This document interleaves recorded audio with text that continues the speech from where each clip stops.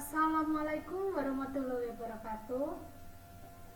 Perkenalkan, nama saya Arfi Kurnia Indra Dewi. Nomor induk mahasiswa saya 2203231. Saya kelas D3 Rakam Medis dan Informasi Kesehatan reguler 1A. Di sini saya menempuh pendidikan di Universitas Sekolah Tinggi Ilmu Administrasi Malang atau yang disebut Setia Malang, dengan jurusan Diploma Rakam Medis dan Informasi Kesehatan. Kali ini saya akan membahas tentang hasil tugas saya, mata kuliah Anatomi dan Patofisiologi Sistem Pencernaan atau yang disebut Sistem Digestif, yang dipimpin oleh dosen saya bernama Pak Hendri Didiharto. Baik, kita mulai dari sekarang. Anatomi Sistem Pencernaan yang memiliki rongga mulut, faring, esofagus, lambung, usus halus, usus besar, rektum, dan anus, dan memiliki aksesoris meliputi gigi, ludah, kelenjar ludah, kandungan empedu, pankreas, dan hati. Kali ini kita memasuki rongga mulut atau yang disebut cavum oris. Definisi cavum oris atau rongga mulut merupakan bagian pertama dari trakus digestivus, juga untuk jalan nafas maupun untuk berbicara, yang mulai dari mulut atau yang disebut ubuka dan lingua, papilea, gigi, mastikasi, dentin, dan plug gingiva.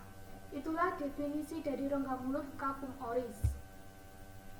Struktur, inilah gambaran struktur rongga mulut cavum oris yang meliputi dari nose, lips, trip, tenge, sublingual gland, submandibular gland, trachea, esophagus, epiglottis, faring, parotid gland, mountain cavity, nasal cavity.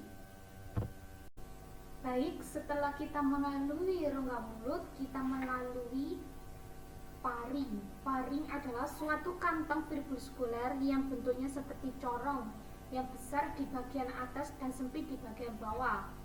Kantong ini mulai dari dasar tengkorak, terus menyambung ke esofagus, tinggi vertebrae atau cervical ke-6. Ke atas faring berhubungan dengan rongga hidung melalui koana, ke depan berhubungan dengan rongga mulut melalui isthmus orofaring, sedangkan dengan laring di bawah berhubungan melalui adytus laring, dan ke bawah berhubungan dengan esofagus. Inilah gambaran struktur faring dari nasal cavity, nasofaring, orofaring, laryngofaring. Inilah gambaran dari struktur faring. Next. Setelah kita melalui faring, kita melalui esofagus. Esofagus adalah saluran berotot yang menghubungkan tenggorokan atau faring dengan lambung. Kerongkongan panjang sekitar 8 inci dan dilapisi oleh jaringan lembab berwarna merah muda yang disebut mukosa. Kerongkongan berbeda di belakang tenggorokan atau yang disebut trakea dan jantung, dan di depan tulang belakang. Tepatnya sebelum memasuki perut, kerongkongan ini melewati diafragma. Inilah gambaran struktur dari esofagus, mulai dari torak faring,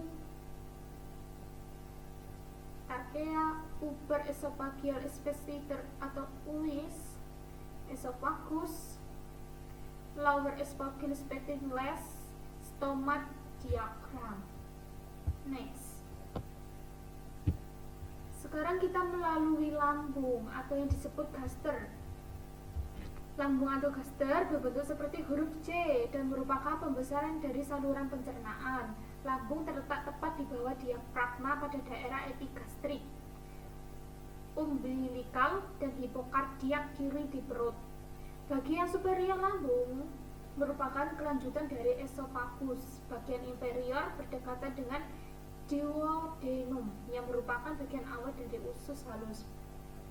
Pada setiap individu, posisi dan ukuran lambung bervariasi. Sebagai contoh, diafragma mendorong lambung ke bawah pada setiap inspirasi dan menarik kembali pada setiap ekspirasi.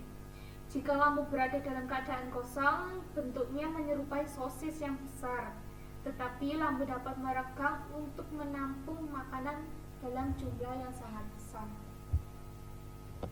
Inilah gambaran struktur lampu esophageal sphincter, longitudinal muscular layer, circular muscular, oblique muscular layer, gastric plot, pyloric, duodenum.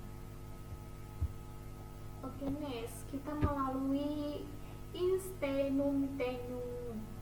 Intestinum tenum adalah merupakan organ pencernaan yang sering disebut sebagai small intestine atau usus kecil halus. Intestinum tenum membubuhkan dari gaster hingga valvula ileocaecal atau bawini, yang merupakan batas antara intestinum tenum dengan intestinum crisum. Seluruh organ yang termasuk dalam intestinum tenum juga merupakan organ intraperitoneal. Next, inilah struktur gambar intestinum, mulai dari duodenum, jejunum, eolunum, episplex, intercessum, lager intestine. Next, kita melalui kolon atau yang disebut usus besar, memiliki panjang 1 meter dan terdiri atas kolon ascendens, kolon trapezium, dan kolon descendens.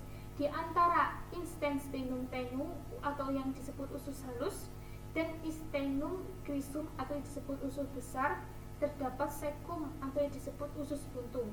Pada ujung cecum terdapat tonjolan kecil yang disebut appendix atau yang disebut umbai cacing yang berisi massa sel dalam darah putih yang berperan dalam imunitas.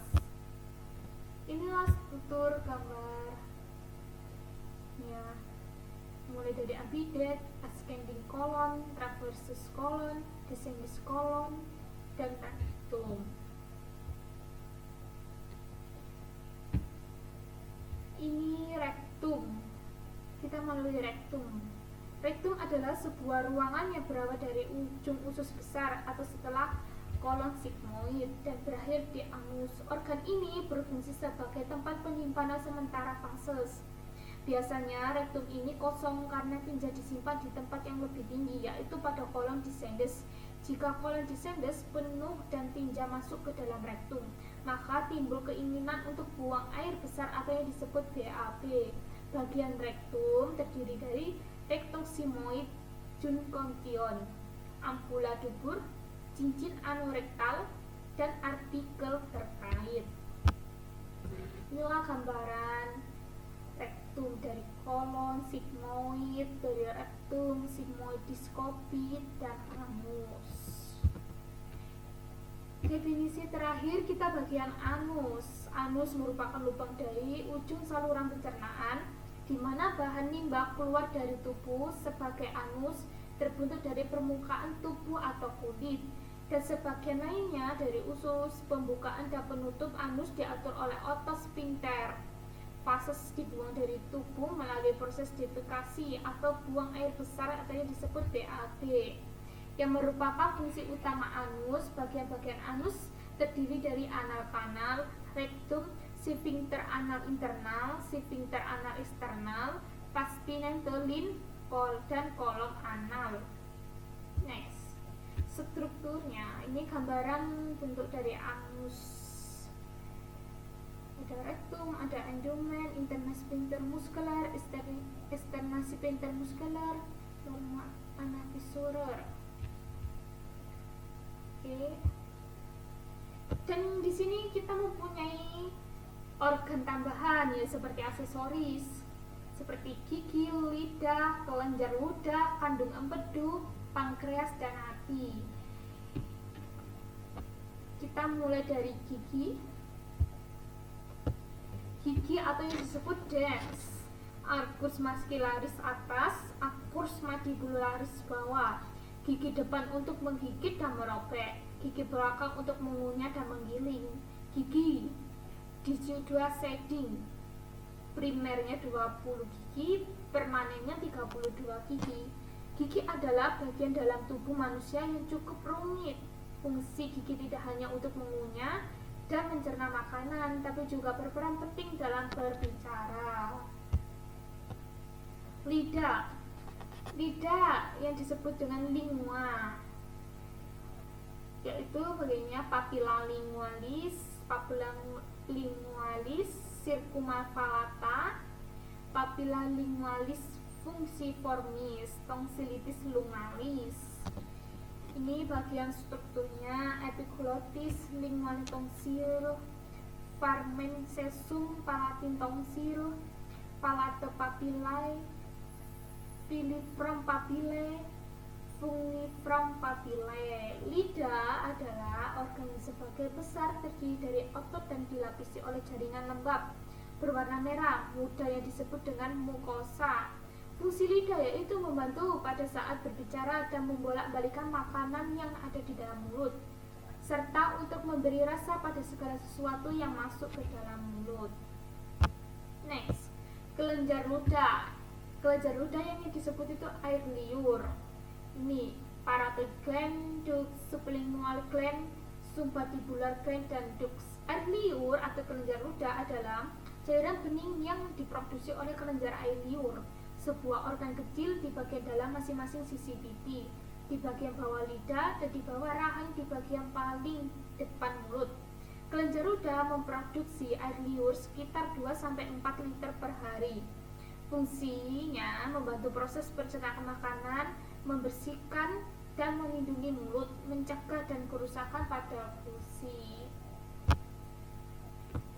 Kandungan empedu, inilah gambarnya kandungan empedu. Empedu adalah cairan bersifat basah yang pahit dan berwarna hijau kekuningan karena mengandung pigmen bilirubin, biliverdin, dan urobilin yang disekresikan oleh hepatosit hati yang sebagai besar vertebrat. Empedu digunakan untuk membantu pencernaan lemak di usus 12 jaring. Dalam manusia setiap hari sekitar 400-800 cc cairan empedu disekresikan oleh hati, di mana sekresi berjalan terus-menerus. Next, selanjutnya pankreas. Inilah gambaran pankreas, dari ekor pankreas, badan pankreas, kepala pankreas. Pankreas merupakan salah satu organ di dalam sistem pencernaan manusia. Secara umum, fungsinya pankreas dalam tubuh adalah memproduksi hormon dan enzim yang menghancurkan makanan di dalam perut. Next, hati. Inilah gambaran bentuk hati. Hati adalah sebuah kelenjar terbesar dan kompleks dalam tubuh, berwarna merah kecoklatan yang mempunyai berbagai macam fungsi, termasuk perannya dalam membantu mencernakan makanan dan metabolisme zat gizi dalam sistem pencernaan.